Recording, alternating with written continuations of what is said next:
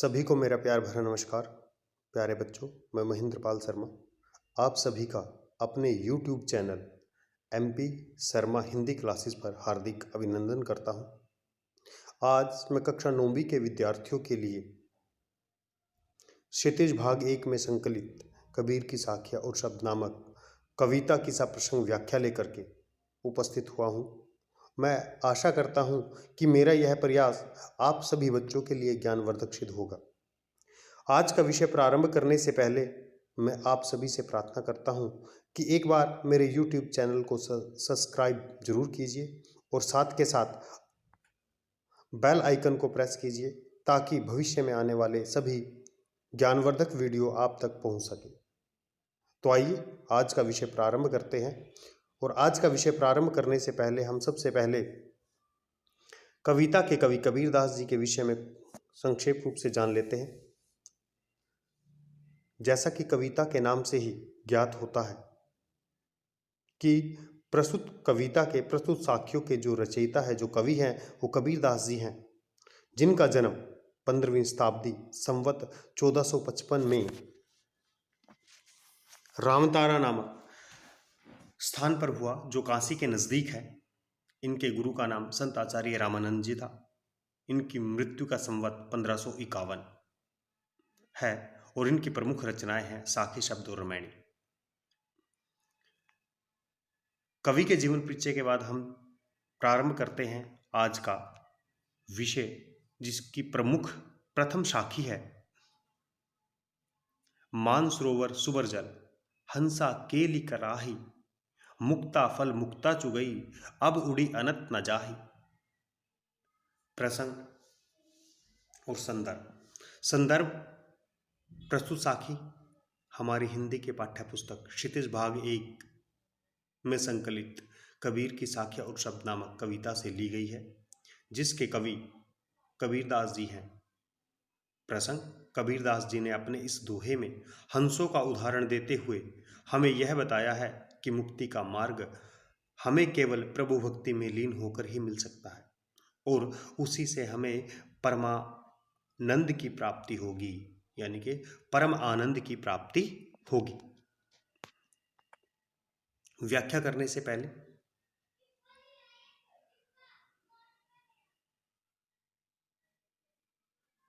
मैं आप सभी बच्चों को बताना चाहता हूं कि कवि हमेशा द्विअर्थी बात करता है। एक सामान्य अर्थ होता है और एक भावार्थ होता है कि वो कहना क्या चाहता है। तो यहाँ पर भी कवि सामान्य अर्थ के साथ साथ भावार्थ के माध्यम से मनुष्य को समझा रहा। मानसरोवर सुबर जल हंसा केली कराही, मुक्ता फल मुक्ता चुगई अब उड़ी अनत न जाही। यहाँ पर कबीरदास जी हैं। हंस और मानसरोवर का उदाहरण देते हुए कहते हैं कि हंस मानसरोवर के जल में क्रीड़ा करते हुए, मानसरोवर सुबर जल यानी कि मानसरोवर के जल में हंसा केली कराही, जो हंस है वो केली कराही क्रीड़ा कर रहा है। क्रीड़ा करते हुए मुक्ता फल मुक्ता चुगे, क्या कर रहा है वो? वहां पर खेलते हुए, जल में क्रीड़ा करते हुए, जल में खेलते हुए मोती चुग रहा है। वो जल में क्रीड़ा भी कर रहा है और मोती भी चुग रहा है। उन्हें इस क्रीड़ा में इतना आनंद आ रहा है कि वो उसे अब उड़ी अनत न जाही, वह उड़ करके इस मानसरोवर को छोड़ करके कहीं नहीं जाना चाहते हैं। मानसरोवर कालिदास द्वारा रचित मेघदूत में मानसरोवर का वर्णन आया है। कालिदास द्वारा रचित मेघदूत में बताया गया है कि मानसरोवर जो कैलाश पर्वत पर विराजमान है, स्थित है, उसको ब्रह्मा जी के द्वारा बनाया गया था। और हंस पक्षी है जो मोती खाते हैं। तो उन्हीं का उदाहरण लेकर के वो समझा रहे हैं।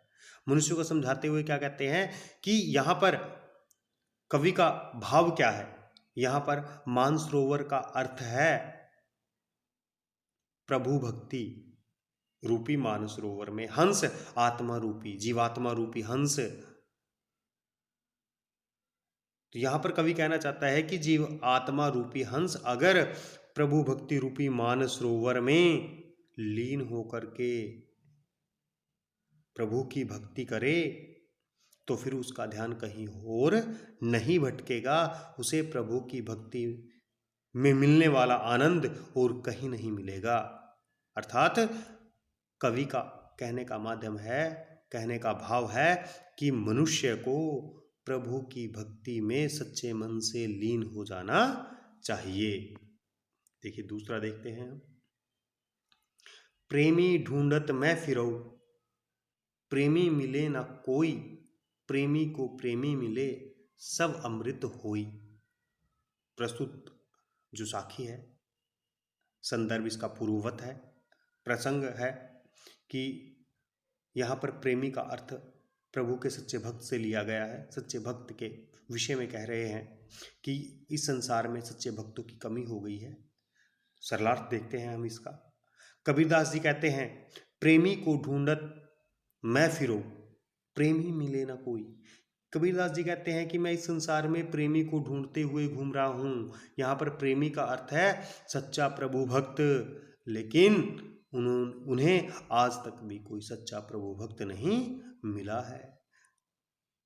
कबीरदास जी का मानना है कि अगर प्रेमी को प्रेमी मिले सब विष अमृत होई, अगर प्रेमी से प्रेमी मिल जाए तो सब विष जो जहर है वो अमृत में बदल जाएगा। अर्थात कहने का भाव है कि कहने का भाव है कि जब दो सच्चे प्रभु भक्त आपस में मिलते हैं तो उनके बीच कोई भेदभाव, ऊंच नीच, कलेश इत्यादि विष जैसी बुरी भावनाएं नहीं होती है। साथ ही जब दो सच्चे भक्त एक दूसरे से मिलते हैं तो विष अर्थात पाप भी अमृत अर्थात पुण्य में परिवर्तित हो जाता है। आइए इसका भावार्थ देखते हैं। प्रस्तुत साखी में संत कबीरदास जी ने संसार में सच्चे भक्तों की कमी के बारे में बताया है। जो व्यक्ति प्रभु की सच्ची भक्ति करता है वह कभी भी दूसरे मनुष्य को उसकी जात, पात, धर्म या कामी के लिए नीचा नहीं समझता। वह सभी मनुष्य को समान भाव से देखेगा और हर मनुष्य से एक समान प्रेम करेगा। तीसरी साखी में इस प्रकार से है।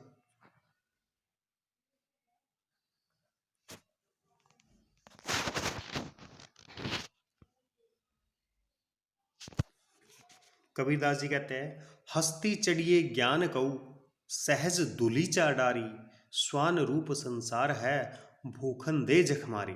कबीरदास जी ने प्रस्तुत साखी में संसार के द्वारा की जाने वाली निंदा की प्रवाह किए बिना हमें निरंतर प्रभु की भक्ति में लीन रहना चाहिए, ऐसा संदेश देते हुए मनुष्य को संबोधित करते हुए कहा है कि हे मानव, आप ज्ञान रूपी हाथी पर सवार होकर हस्ती चढ़िए ज्ञान के।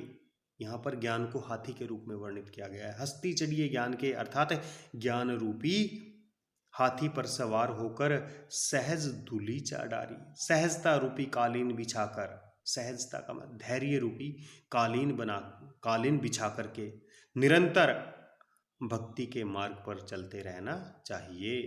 कि हमें मनुष्य को अर्थात हमें ज्ञान रूपी हाथी पर सवार होकर सहजता रूपी कालीन बिछाकर निरंतर भक्ति के मार्ग पर चलते रहना चाहिए। कबीरदास जी के अनुसार उन्होंने कहा कि स्वान रूप संसार है, भूखन दे जखमारी। कबीरदास जी के अनुसार यह संसार तो स्वान अर्थात कुत्ते की भांति है जो व्यर्थ ही भोंकना शुरू कर देते हैं। इसलिए कवि कहते हैं कि हमें इन बातों को अनसुना करके अपना मनोबल ऊंचा करके अपने कर्म पर ध्यान देना चाहिए, ना कि लोगों की बातों पर। भावार्थ है कि कबीरदास जी ने प्रस्तुत पंक्तियों में हमें संसार के द्वारा की जाने वाली निंदा की परवाह किए बिना ज्ञान के मार्ग पर चलते रहने का संदेश दिया है। उनके अनुसार जब हाथी चलते हुए किसी गली मोहल्ले से गुजरता है ना, तो गली के कुत्ते भौंकते हैं। असल में उनके भौंकने से कुछ बदलता नहीं है और हाथी उनके भौंकने की परवाह किए बिना स्वाभाविक रूप से सीधा अपने मार्ग में चलते जाता है। इसी प्रकार मनुष्य को भी प्रभु भक्ति में लीन होकर के निरंतर प्रभु भक्ति में लीन रहना चाहिए। देखिए आगे है, पखा पखी के कारणई सब जग रहा भुलान, निरपख होई के हरि भजे सोई संत सुजान। बहुत ही अच्छी साखी है कबीरदास जी के, जिन्होंने सच्चे सज्जन पुरुष के बारे में कहा है कि इस संसार में सज्जन पुरुष कौन है, उनका वर्णन किया है। उनका वर्णन करते हुए इस प्रकार से कहा है कि प्रस्तुत पंक्तियों में कबीरदास जी ने हमें एक दूसरे की तुलना की भावना को त्यागने का उपदेश दिया है। पखा पखी के कारण ही, पखा पखी का अर्थ है पक्ष और विपक्ष, यानी कि जैसे संस्कृत में भी एक श्लोक आता है ना, है कि वो अयम निजः प्रोवेति गन्ना लघु चेतसा उदार चरित्रा नाम तो वसुधैव कुटुंबकम, यह मेरा है यह पराया है इत्यादि है। खैर इसका ज़्यादा वर्णन नहीं करते हैं हम। तो पक्ष और विपक्ष के कारण, यानी कि पखा पखी के कारण ही सब जग रहा भुलान। कबीरदास जी के अनुसार पक्ष और विपक्ष के कारण ही यह संसार, सब जग यानी कि संपूर्ण संसार, रहा भुलान, भूल रहा है। किसको भूल रहा है? प्रभु की भक्ति। यहां पर प्रभु की भक्ति का अर्थ है कि मानवता को भूलता जा रहा है। पखा पखी के कारण ही सब जग रहा भुलान, निरपख होई के हरि भजई सोई संत सुजान। कि पक्ष और विपक्ष के कारण ही यह मनुष्य, यह जो संपूर्ण संसार है वो प्रभु की भक्ति अर्थात मानवता को भूलता जा रहा है। कबीरदास जी कहते हैं कि जो व्यक्ति निष्पक्ष होकर के, निरपक्ष, निरपक्ष का अर्थ है निष्पक्ष, वो किसी पक्ष का नहीं है, दोनों पक्षों के लिए समान भाव से कार्य करता है। निष्पक्ष होकर के जो हरि भजई, जो हरि को भजता है अर्थात प्रभु की भक्ति करता है, सोई संत सुजान, वही सच्चा संत है। अर्थात जो लोग एक दूसरे को जाति पाति धर्म काम या धन के आधार पर छोटा बड़ा समझते हैं, वो लोग सच्चे मन से प्रभु की भक्ति नहीं कर पाते और उन्हें मोक्ष की प्राप्ति नहीं हो पाती है। भावार्थ है कि प्रस्तुत पंक्तियों में कबीरदास जी ने हमें उपदेश दिया है कि हमें भेदभाव से ऊपर उठकर निष्पक्ष मन से भगवान की भक्ति करनी चाहिए, तभी हमारा कल्याण हो सकता है।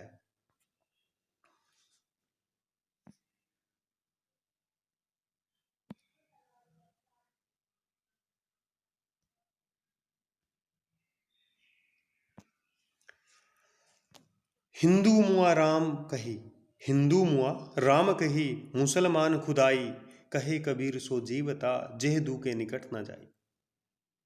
बहुत ही अच्छी साखी है कबीरदास जी की,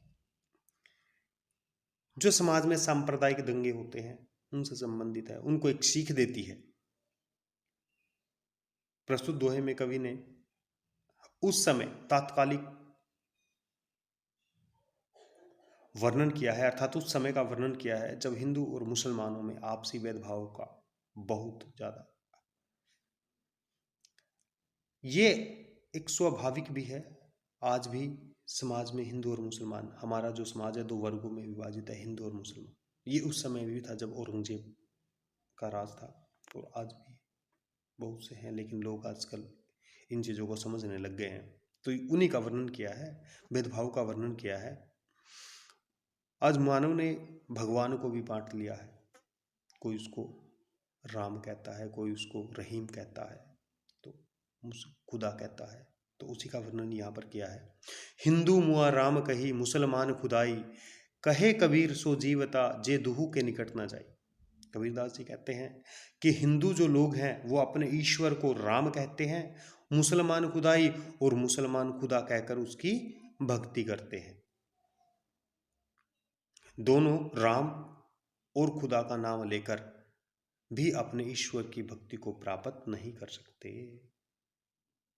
मगर दोनों हिंदू राम का नाम लेकर के, खुदा मुसलमान का नाम लेकर के अपने ईश्वर की भक्ति को प्राप्त नहीं कर सकते। क्यों?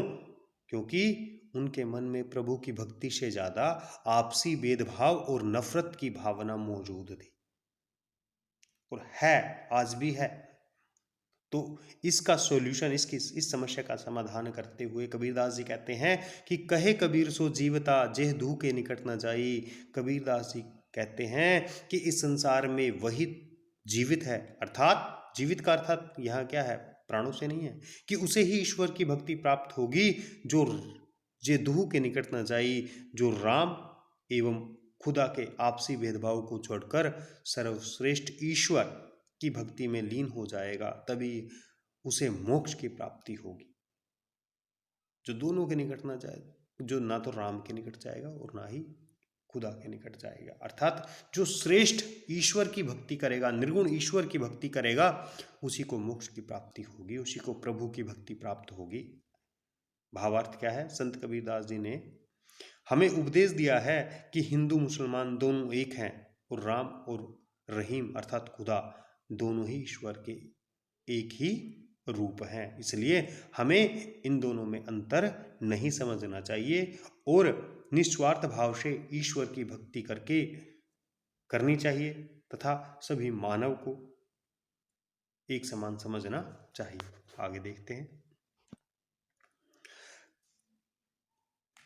काबा फिरी काशी भया, राम ही भया रहीम, मोटा चून मैदा भया, बैठी कबीरा जी। बहुत ही अच्छी साखी है ये, शिक्षाप्रद साखियां हैं सभी कबीरदास जी की, जो आज के समाज के लिए भी और उस समय के समाज के लिए, दोनों समाज के लिए शिक्षाप्रद हैं, शिक्षा देने वाली हैं। क्योंकि आज भी समाज में सभी जानते हैं कि आज भी समाज में सांप्रदायिक भेदभाव फैला हुआ है, उन सभी के लिए है ये प्रसंग है। प्रस्तुत दोहे में कबीरदास जी ने हिंदू और मुसलमान के आपसी भेदभाव को नष्ट करने का संदेश दिया है। वो कहते हैं कि काबा फिरी काशी भया, राम ही भया रहीम। कबीरदास जी कहते हैं कि उन्होंने मुसलमानों के पवित्र स्थान काबा और हिंदुओं के पवित्र स्थान काशी को घूमकर देख लिया है और उन्होंने क्या पाया? राम ही भया रहीम। जो राम है वही रहीम है और जो रहीम है वही राम है, अर्थात राम और वह रहीम दोनों एक ही ईश्वर के दो रूप हैं। उन्होंने गेहूं का उदाहरण देते हुए हमें समझाया है, कबीरदास जी ने हिंदू और मुसलमानों को गेहूं का उदाहरण देते हुए समझाया है। मोटा चून मैदा भया, बैठी कबीरा जी, अर्थात उन्होंने कहा है कि कबीर जी ने इस बात को समझाने के लिए गेहूं का उदाहरण देते हुए कहा है कि अगर गेहूं को मोटा करके पीसा जाए तो वह मैदा बन जाता है और अगर बारीक करके पीसा जाए तो वह खाने लायक आटा बन जाता है। लेकिन है तो दोनों गेहूं के ही रूप, अंतर तो नहीं है, लेकिन मैदा और आटा दोनों गेहूं के ही रूप हैं। इसी प्रकार से दोनों राम और रहीम दोनों ईश्वर का एक ही रूप है, जिसे जब ये लोग हिंदू और मुसलमान लोग समझ जाएंगे तो आपस में बैठ कर के भोजन भी कर सकेंगे। भावार्थ है कि अगर हिंदू या मुसलमान आपसी भेदभाव को छोड़कर निष्पक्ष होकर प्रभु की भक्ति में लीन हो जाए तो उसे मंदिर मस्जिद एक समान लगने लगेंगे। हम उनमें केवल प्रभु की भक्ति का संदेश ही दिखाई देगा, हमें उनमें केवल प्रभु की भक्ति का संदेश ही दिखाई देगा। जिस दिन ऐसा हो जाएगा उस दिन हिंदू मुसलमान एक साथ बैठकर प्रेम से खाना खाएंगे।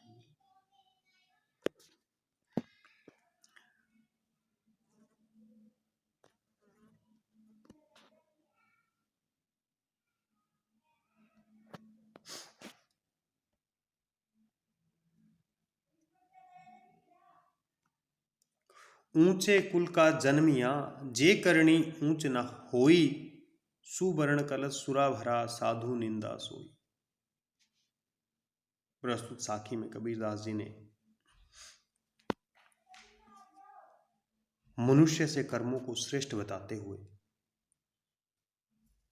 इस प्रकार से कहा है, मनुष्य श्रेष्ठ। प्रस्तुत साखी में कबीरदास जी ने मनुष्य को जन्म से नहीं उसके कर्म से श्रेष्ठ बताते हुए इस प्रकार से कहा है, ऊंचे कुल का जन्मिया, अर्थात अगर किसी व्यक्ति का जन्म ऊंचे कुल में हुआ है, बड़े कुल में पैदा होने के बाद भी अगर कोई व्यक्ति जे करनी उच न हुई, बुरे कर्म करे अर्थात अच्छे कर्म ना करे, बुरे कर्म करे, दूसरों के परोपकार से जुड़े महान कार्य ना करे, तो वह समाज में वैसे ही निंदनीय है, निंदा के योग्य है।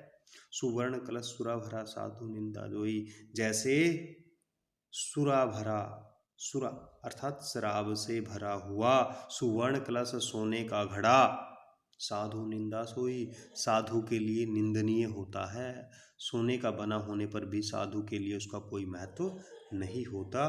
ठीक वैसे ही अगर ऊंचे कुल में पैदा होने के बाद वह व्यक्ति बुरे कर्म करता है, दूसरों के परोपकार के लिए कार्य नहीं करता है, तो वह भी समाज में निंदनीय होता है। भाव कि कोई भी व्यक्ति अपने कुल से नहीं बल्कि अपने कर्मों से बड़ा होता है। संस्कृत वेदों में लिखा गया है कि जन्माद शूद्रो न जायते, जन्म से कोई शूद्र नहीं होता, कर्मों से शूद्र होता है। यही शिक्षा यहाँ पर कबीरदास जी ने दी है। तो मैं उम्मीद करता हूँ कि आपको आज की यह वीडियो आपके लिए बहुत ही ज्ञानवर्धक होगी और आपको अच्छा आनंद आया होगा। मैंने इसके साथ शब्द जो इसके साथ ही है उसको नहीं लिया क्योंकि वीडियो काफ़ी लंबी हो जाएगी, और सिंपल अगर हम बताएं तो वो एक अच्छा सा भी नहीं लगता है। तो इसके बाद हम जल्द ही नेक्स्ट वीडियो लेकर के मैं आऊँगा शब्द की सप्रसंग व्याख्या। तो तब तक जो है आप सभी को राम राम, धन्यवाद आप सभी का वीडियो देखने के लिए। और वीडियो के अंत में एक बार फिर मैं आपसे प्रार्थना करता हूँ कि यदि आपने मेरे इस चैनल को सब्सक्राइब नहीं किया है तो कर दीजिए और बेल को भी दबा दीजिए ताकि आने वाली वीडियो का नोटिफिकेशन आपको मिल सके। धन्यवाद।